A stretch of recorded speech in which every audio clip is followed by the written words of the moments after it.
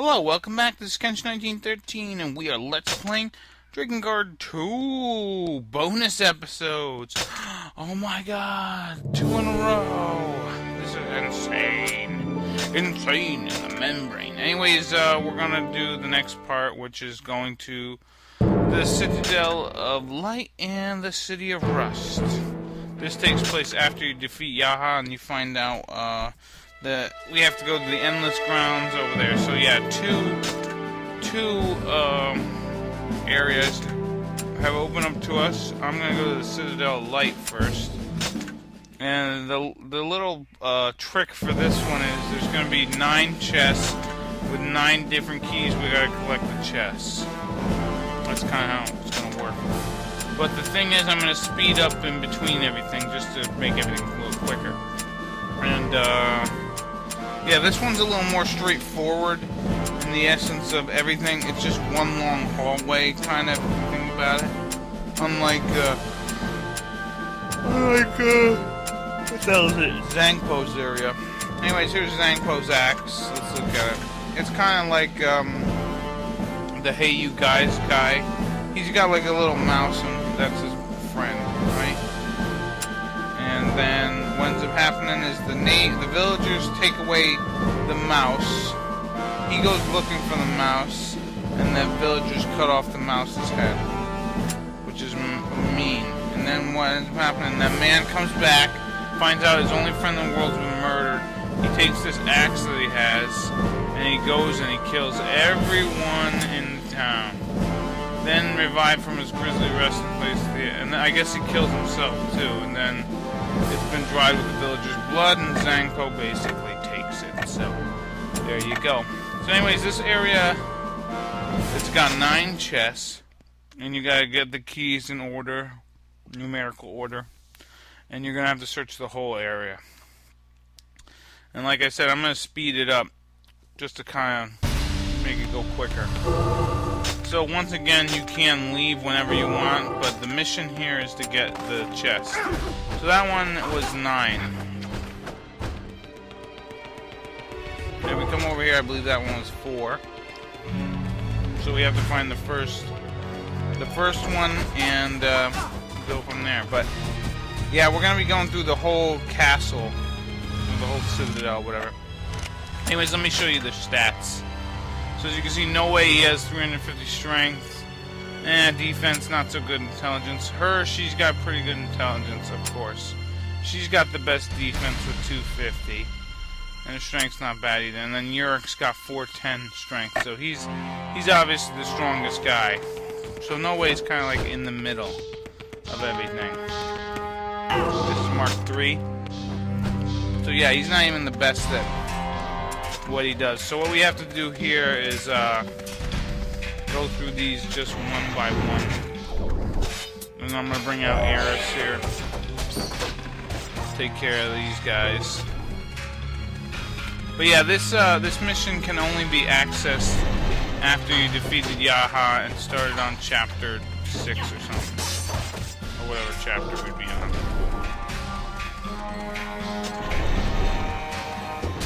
So like I said, this one isn't as hard as the other one. The other area I think is a little more annoying. So let's see here. I hit number 4. Fight off this guy. As you can see, they do hurt a bit. Yeah, and here we should be able to get Yaha's axe. Staff. Which is actually pretty good staff for mana. Probably your second strongest one. Second or third strongest one. That one had a thing marked 2, so we can't go to that one yet. And there we go, we get more money. So let's go back. And I'm gonna go up into the left here. And get this, let's see if this is something. So this is the first key. Now we just gotta go find that first key, the first treasure box, which I think is all the way to the top.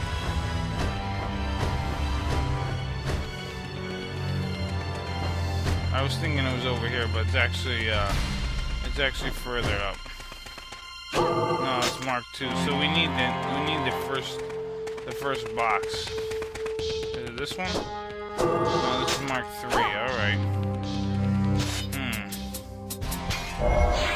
Let's see. Yeah, this is kind of why I fast forwarded, because I was like, nah, this is gonna take too long. Especially since I run all the way back, which is, it's not this one. Oh, that's 4. Alright. And then that one can't be 8, that's 9. So let's run all the way back to the very top, right where Yaha's chamber would be. But apparently I'm gonna take on this guy first. Take a beating. There we go. Nothing there. Anything in here? Yeah, I forget where the first key or the second key is all the way up. Even though they have the little treasure chest notifier thingies, they're not always showing all the treasure chests. Sometimes you have to beat the guys or doors will shut. I'm just gonna skip you. This one's 3, right? This one, apparently, I already forgot what it was, which is 2. And let's continue up this way. And over here, we're gonna fight some spermy armors. Now the spermy goes, you die. And then you die, boom. And there's the treasure chest. This should be key 2. It is. Now we can start going back.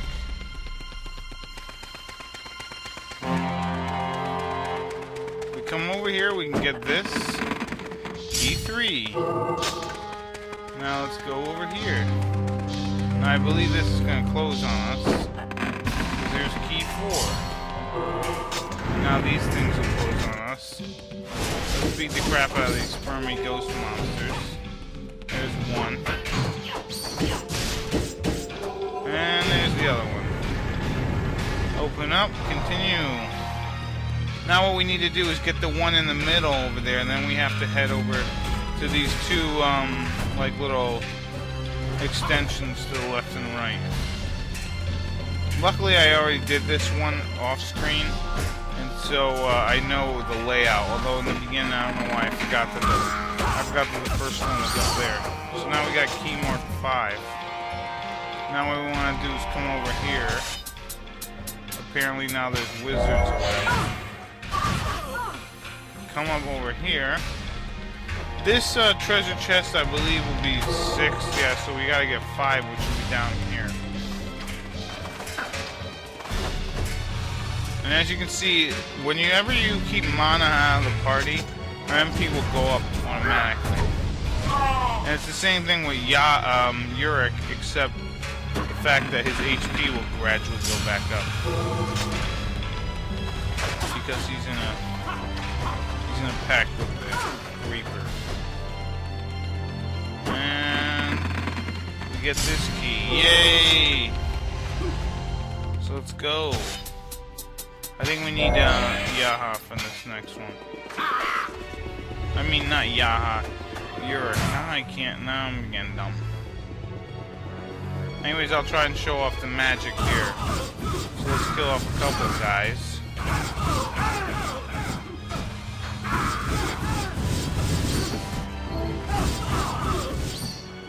There we go. Not bad. Let's see what we gotta deal with here. Oh, wizards. Boom. So not too bad. Let's take this. This is key number 8.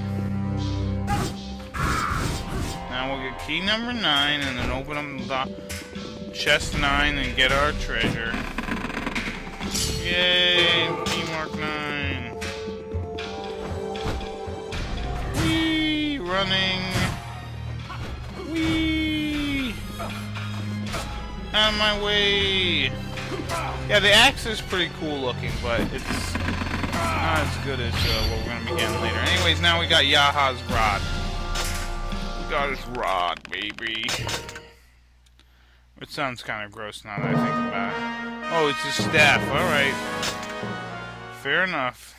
It's not as dirty as I thought it was.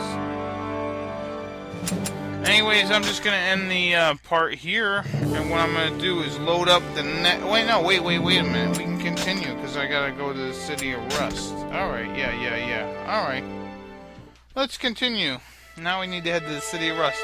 Now this one's kind of interesting because I should have probably sped this up a little bit too. Actually, I guess I could. And whatever, I'll just let this go.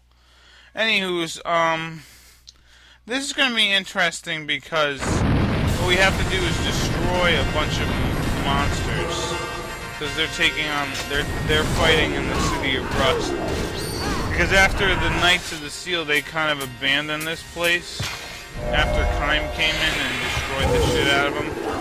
And then we came in here and destroyed the shit out of the rest of everybody.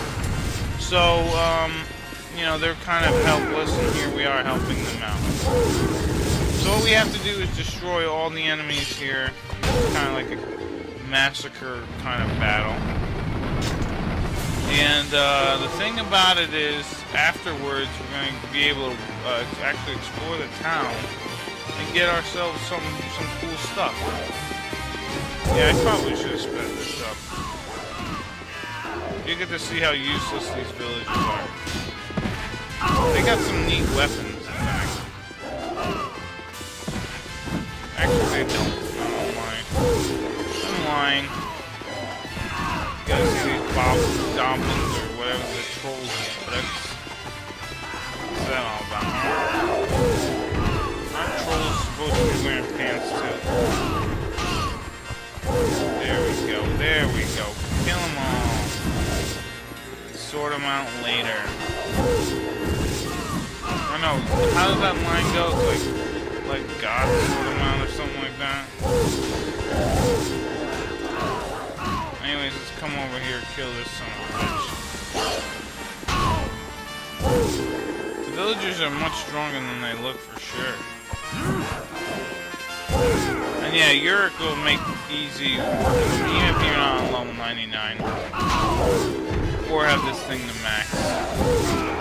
Look how much damage I'm doing per hit. 600. 600 damage per hit. How insane is that, huh? I got this one move that he's gonna be doing a little later. It's gonna be awesome. It's gonna be so awesome. It's gonna do over 1,000 damage. Can you believe that? Over 1,000 damage. Alright, let's use the magic here. It's not that good, but better than nothing. Oh, we got more guys ready to be killed. Oh no, they cornered them. What do I give a shit, personally? And if we jump up here, we're kind of cool. We're king of something. So if we come running down here, we can go and fight one lone goblin or troll or what the fuck it is.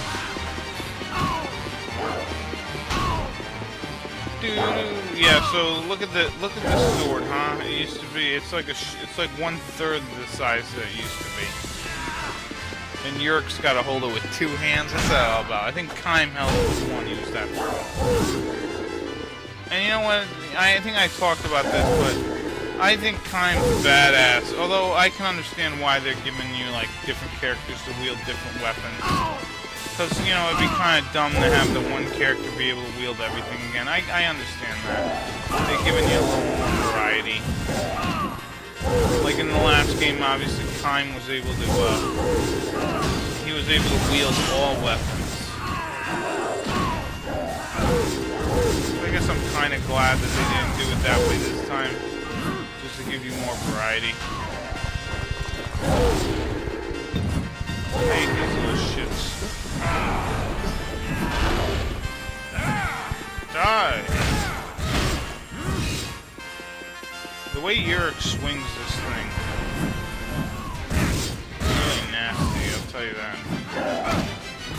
Boom, you're dead.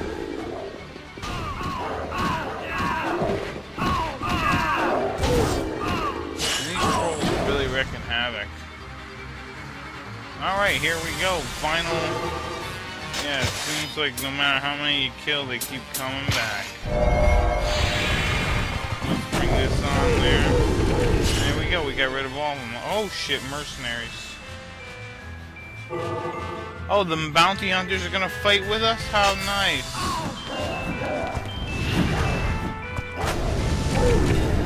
How nice. Alright, let's bring in, yeah. Watch this. This is gonna be cool. Watch me get this cool magic back. I just gotta get a little more. There we go. Watch this. Look at that. That thing bounces off the walls, kills everything in sight. Now they got a behemoth here. And actually, it's kind of interesting that the friggin', that the bad guy, the mercenary guys are helping out here. It's weird to see them on our side, for sure. For sure. Anyways, let's get, mana doesn't have any magic. Well, let's see. Can I get some magic? How's that work there? Not bad. Could be better. Could be better. So let's finish killing all these sons of bitches.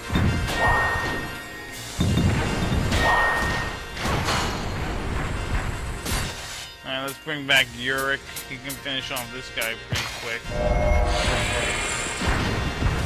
One.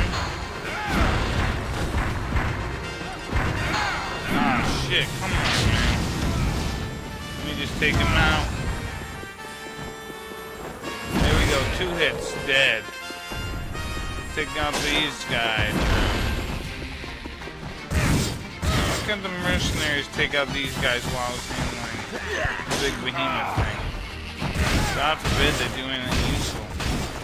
Alright, so we took out all of the bad guys. Now this is something that's unique to the game, in fact, and to the remainder of the game. This is the only section of the game where you, after you finish the mission, you get an item, you get a weapon, and you get to run around and check out all these little targets here.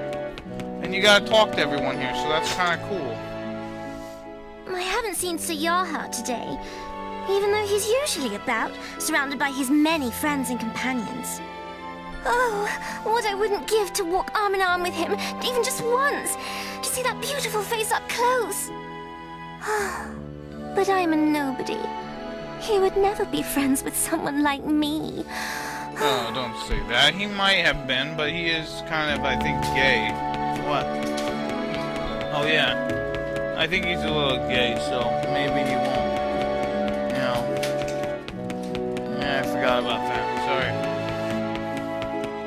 Anyways, let's go to the inn. The districts of the Knights of the Seal have been destroyed, one after another. All the people who were held as virtual slaves in the districts have been liberated. Everyone there is smiling and happy again. It makes you think. What was the point of the districts in the first place? Why did the Knights of the Seal need them? The world is protected by a seal. It used to be that a goddess served as the seal. But now, her place has been taken by a dragon.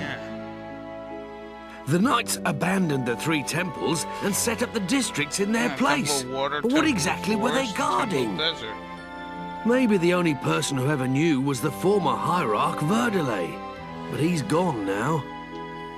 Yep, like one of the only 2 times I ever heard about Verdelay. This stuff should have been in the first playthrough, I think. They've given you a lot more backstory. Some time ago, can't recall when exactly, a blind man came to this town. He seemed an alright sort, did his job and kept his head down. But he acted really strangely around the kids in the town. Maybe it was a misunderstanding, but people weren't too keen on him. Yeah, well, if that's Leonard, which I'm assuming it is, He's a kid toucher, and probably people don't like him touching their kids. I mean, he was trying to cut that out. And I seriously thought he died. But I guess in the ending that they did, I guess he didn't end up dying. Have you ever heard of Lord Auror, the Iron Dragon of the Two Swords? That's right, the former leader of the Knights of the Seal. Years ago, the remnants of the former Empire and the Union were fighting a bloody war. But Lord Auror managed to bring an end to the fighting. He was a charismatic leader, and when he appealed to both sides to lay down their arms, they did. He was a gallant presence on the battlefield. Anyone who saw him wield his sword was overwhelmed by his skill and daring. No one was at all surprised when he was later named General of the Knights of the Seal. But now look who runs things. Gizmor and Auror are like night and day. The Knights have been reduced to thugs. They are no better than the monsters. Yeah, I guess so. The way Gizmor leads the Knights goes against everything that Lord Auror stood for.